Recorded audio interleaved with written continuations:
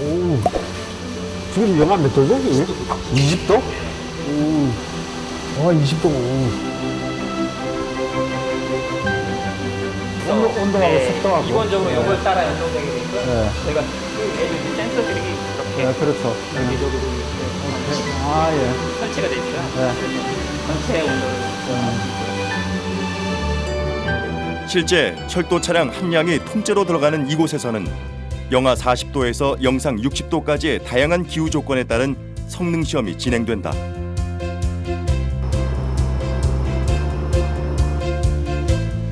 여객 차량의 운전에 있어서 가장 중요한 부분 중 하나가 냉난방. 오늘 실험엔 제빙기가 준비됐다. 러시아 진출을 하려면 영하 40도까지 낮춰야 돼. 네, 저희 영하 40도에서 시험할 수 있게.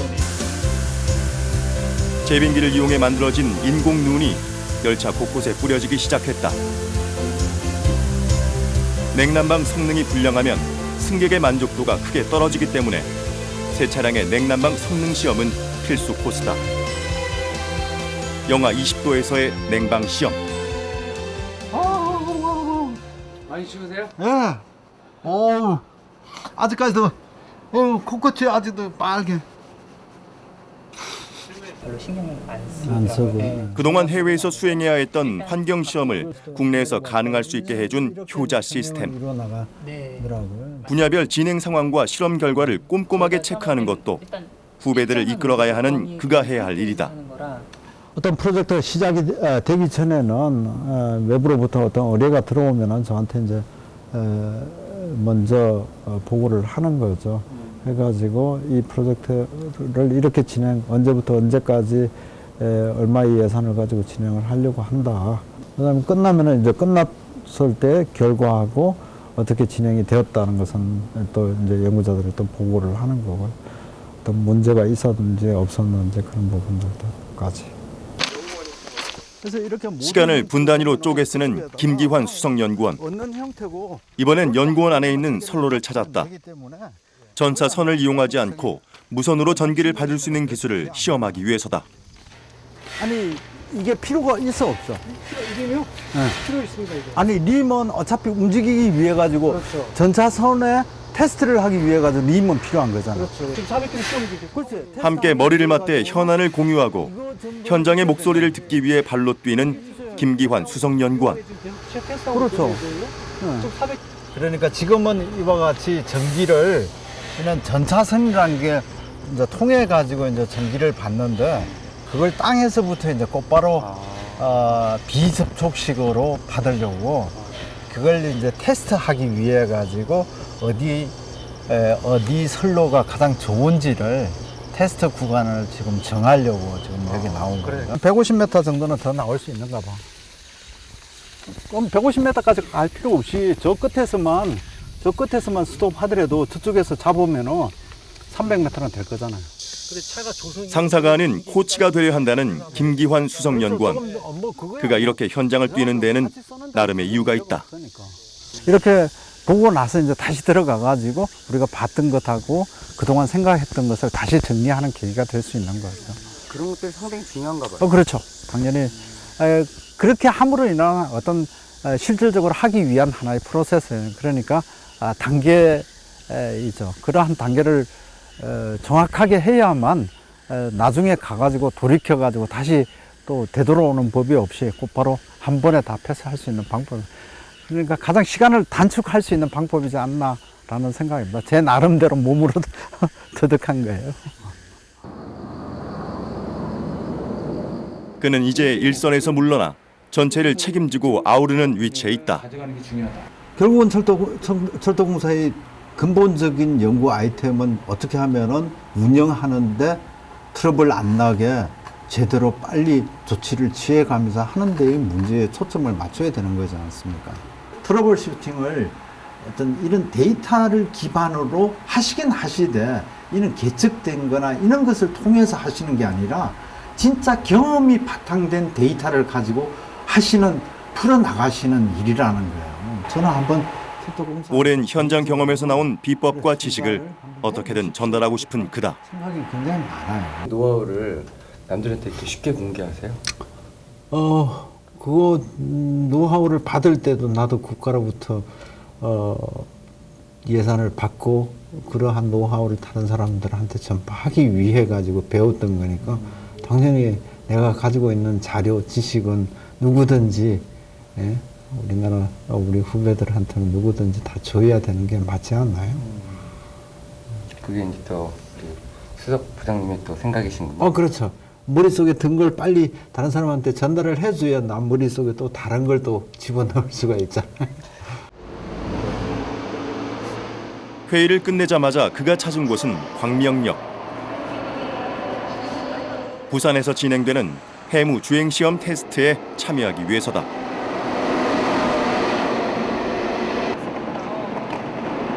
그야말로 동해 번쩍 서해 번쩍인 김기환 수석연구원.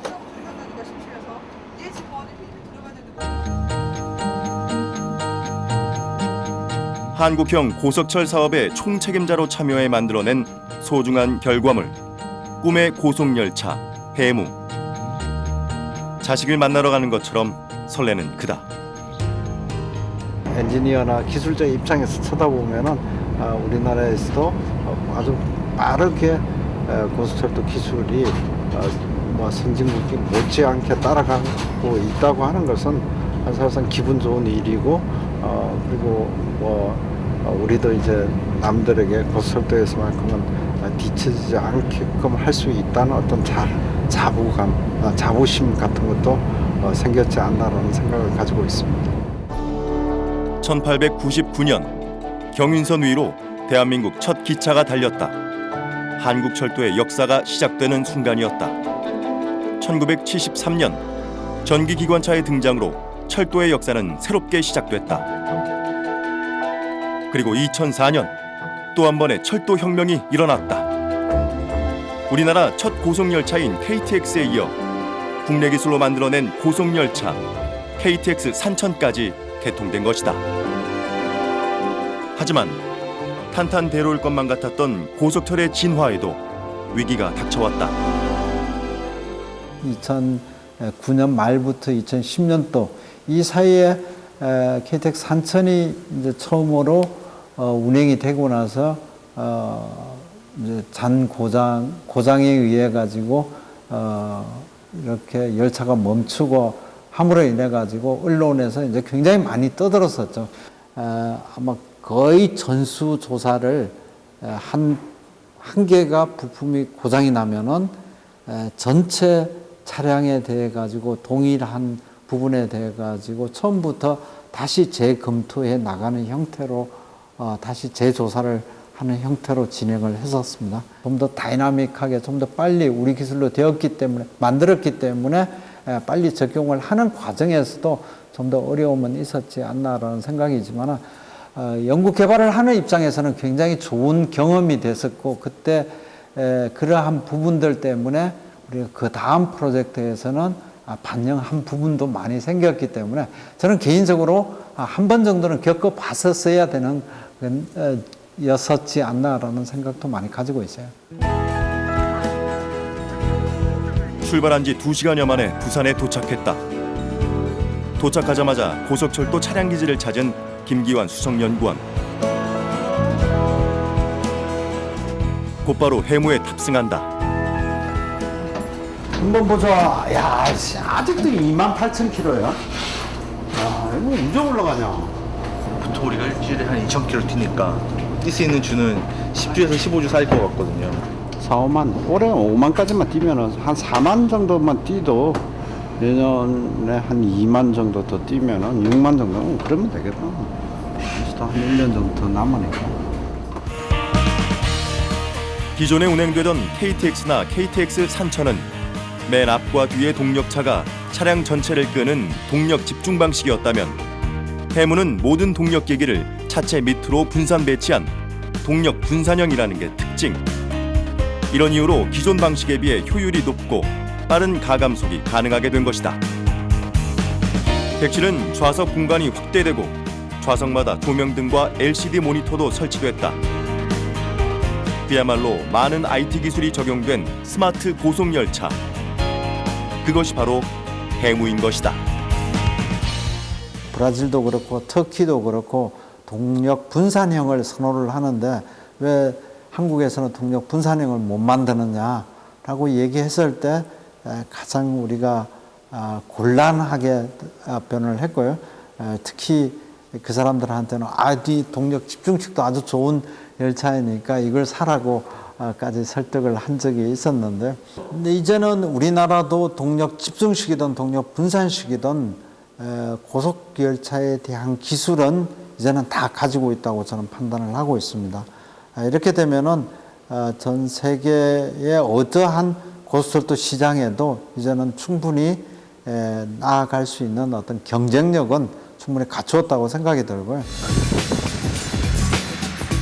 정상적인 KTX 영업시간을 피해 매주 2회 진행된 증속시험. 이제는 각 시스템 성능시험을 통한 안정화를 꾀하고 있다.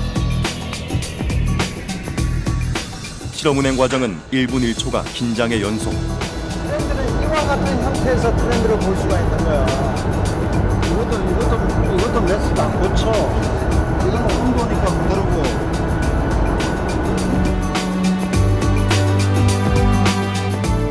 해무가 속력을 내달릴수록 해무의 심장, 종합계측실에서 데이터를 확인하는 연구원들 역시 분주해진다. 이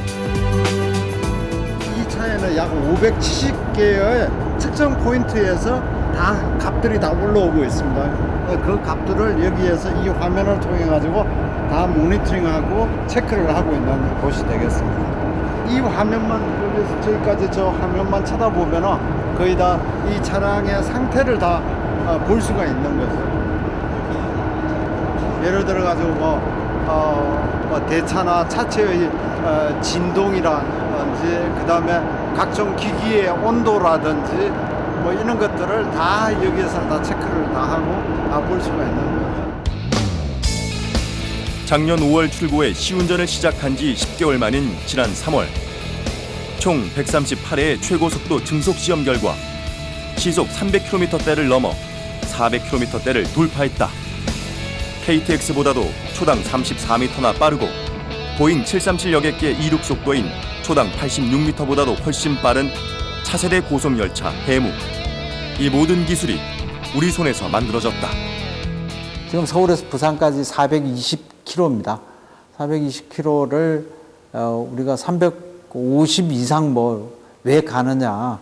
그러면은 지금 현재 우리가 약 2시간 40분 정도 서울에서 부산까지 움직이는데 그걸 90분 만에 간다고 하면은 아마 교통 전체의 어떤 패러다임이 바뀌리라고 생각이 들고요.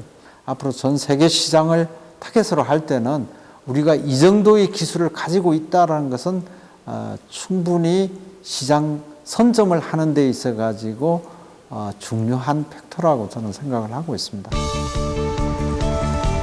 3시간여 만에 해무의 주행 테스트가 성공적으로 마무리됐다.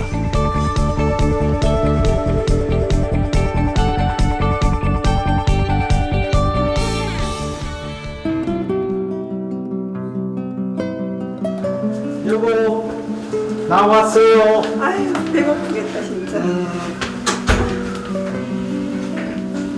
아니 왜 이렇게 늦었어요? 간식 하나도 안 하고 이때가 있은 거예요? 밤늦게 저녁 식사를 차려내는 아내는 남편이 그저 안타깝다. 금방 온다 해가지고 한두 시간씩 기다리게 해가지고 뭐 10시 넘어서 밥 먹을 때도 있고, 그러니까 배가 너무 고파 오니까 많이 못 먹기도 하고 막 그러거든요. 오늘도 남편 덕분에 늦은 저녁을 먹게 된 아내. 그 일이 얼마나 고되고 힘든지 알기에 만난 음식으로 남편의 마음을 토닥여준다. 황태 무침 먹어봐요. 맛있게 됐어.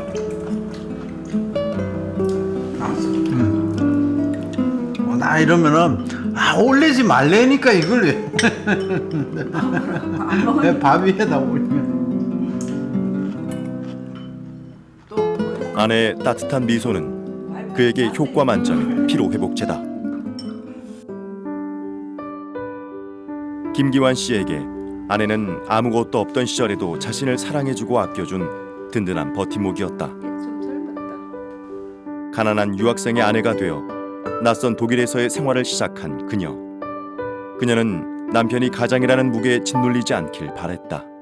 늘 바빠가지고 함께 하지 못한 시간이 많으니까 점수가 나쁘다고도 할 수 있는데 또 뭔가 이루어낸 거를 자꾸 나한테 보여주니까 남편이지만 좀 존경할 수도 있고 또 애들이 아빠가 하는 아빠를 존경할 수 있게 해주는 거 그게 참 감사하고 어떻게 보면 나는 대부분이 뭐 큰 국책 사업을 맡고 나서부터는 거의 바빠가지고 집을 제대로 돌보지 못한다. 뭐 집에 있을 시간 자체도 별로 없었으니까 뭐 대부분 주말에도 다 출근을 하고 다 그랬으니까 그러다 보니까 항상 가족들한테는 조금 미안한 감이 항상 있어요 한편에.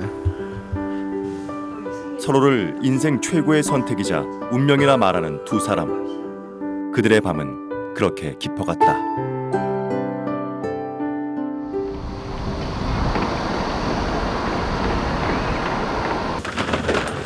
복합 소재를 적용한 대차의 주행 한계 시험이 있다고 해 상황 점검에 나선 김기환 수석연구원. 지금 현재 진행되는 거 어떻게 지금 고쳐 나가는지 잠깐 얘기를 좀 해보시죠. 철도 차량의 대차는 승차감을 결정하는 아주 중요한 구성 장치. 모든 경우의 수를 대입해 본다. 접합에는 문제 없어요? 접합은 이제 유지 보수하려면 아무래도 볼팅이 다시 재체결이 되고 풀고 체결이 가능하니까. 아니면은 크랙이 갔을 때 그 크랙을 유지 보수할 수 있는 방법도 있어요? 예, 기존 이 편전동차 같은 최대한 안정적인 승차감을 확보하기 위한 주행 장치를 연구 개발하는 것이 관건이다. 이제 이번 실험을 통해서 저희가 이제 성능을 확인하게 되면 물론 거기서 이제 안 좋은 결과가 나온다면 다시 한번 저희가 새로운 설계를 수정한다든지 그런 작업이 필요하고요. 만약에 성공적으로 끝난다면 이제 실용화를 산발짝 더 나가는 그런 좋은 결과가 나올 거로 생각합니다. 4년여간 연구 개발해온 초경량 복합체 대차. 이 실험이 성공할 경우 차량이 가벼워져 에너지 비용과 이산화탄소 배출량 감소는 물론 레일 마모량도 감소해 유지 보수 비용이 절감될 것이라는데 기존의 금속재에 비해 가볍고 유연하면서도 진동이 적어 차량 승차감이 좋다는 초경량 복합 소재. 그래서 프레임 자체를 전부 복합체로 만들었다고 한다. 기존 대차의 4분의 1 정도의 무게를 갖기 때문에 4사람이 들어올릴 수 있을 정도로 가볍다. 구워내면 이렇게 딱딱한 형태의 그럼 한 잔씩 이렇게 수백 장을 쌓아가지고 예, 쌓아야 됩니다. 이건 뭐 압축시키는 거예요? 아니면 그렇죠. 압축시키는 육기압에 압력을 가하고 그래서 코르크 정도밖에 안 돼요. 그가 초경량 복합 소재에 관한 궁금증을 모두 쏟아낸다. 가볍게. 저도 모든 것을 다 할 수는 없잖아요. 그래서 대부분이 여기저기 쿡쿡 이제 뭐 그냥 찔러 본다고 그럴까요?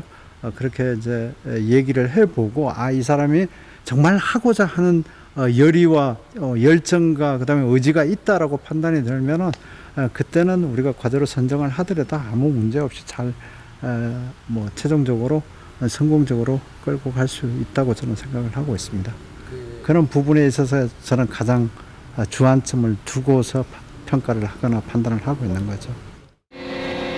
그간 연구해온 복합 소재를 적용한 철도 대차 프레임 기술이 시험대에 올랐다. 열차 아래에 있는 건 대차 동특성 주행 시험기. 대차 차량의 주행 동특성을 분석하는 장치로 차량이 실제 레일을 주행하는 것과 같은 환경을 재현해낸다. 레일이 똑바르지 않고 항상 틀림이 있잖아요. 좌우 편차도 있고 상하도 이제 편차가 있는데 그걸 지금 무사해가지고 저거 보십시오. 차가 막 이제 흔들리는 거. 고속철의 안전성 확보에 꼭 필요한 대차 동특성 주행 시험기와 복합 소재 대차 프레임. 앞으로 계속 업그레이드될 고속철을 위해서라도 이 실험이 중요한 이유다. 앞으로 2, 3년 내에는 우리가 500km도 달성을 하고 좀 더 제가 은퇴하는 날까지는 최소한 600km까지는 저희 두 손으로 600km까지는 성공으로 한번 만들고 싶은 욕심이고요. 우리나라의 고속철이 달린 지도 언 10년. 고속철의 역사와 함께 달려온 그가 있기에 한국형 고속철의 미래는 밝다. 서울에서 출발해 시베리아를 건너 유럽까지 달려갈 한국형 고속철의 미래. 그의 손끝에서 이루어지길 기대해 본다.